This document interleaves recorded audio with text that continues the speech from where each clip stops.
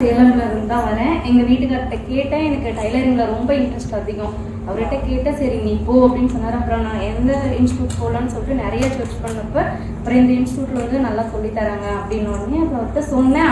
அவர் தான் கொண்டு வந்து ஃபஸ்ட்டு அட்மிஷன் போட்டுவிட்டு போனார். அவருக்கு தான் தையல். எப்படி கற்றுக்கிட்டீங்க? நான் சூப்பராக கற்றுக்கிட்டேங்க மேம். இப்போ என்ன பண்ணிட்டு இருக்கீங்க? இப்போ டைலரிங் பண்ணுறோம் மேம். மேக்கப் ஆர்டிஸ்ட் ஆல்ரெடி அதுவும் பண்ணிட்டு இருக்கிறேங்க மேம். எல்லாமே அவர் தான் ஃபுல் சப்போர்ட் எனக்கு பண்ணிட்டு இருக்கிறாரு. பண்ணி சொல்ல முடியும்னு சொல்லுங்க. ஒரு அப்ராக்சிமேட்டாக எவ்வளோ சம்பாதிக்கணும் நீங்கள் மட்டும்? நான் மட்டும்னா ஒரு 30,000 சொல்லலாங்க ma'am. 13 or 30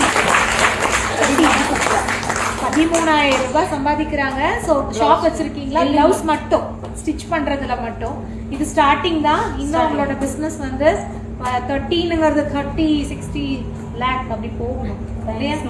all the best. நல்லா பண்ணுங்க.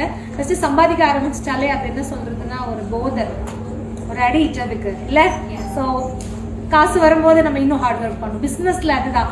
பிஸ்னஸ் எப்படி சொல்றது, ஒர்க் பண்ணும்போது அது இருக்காது. நம்ம பிஸ்னஸ் பண்ணும்போது இன்னும் இன்னும் இன்னும் இன்னும் ஹார்ட் ஒர்க் பண்ணணும், இன்னும் சம்பாதிக்கணும். ஸோ அது இன்னும் வளர்த்துக்கோங்க, நிறைய அச்சீவ் பண்ணணும். ஓகேவா? Congrats ma'am. தேங்க்யூ.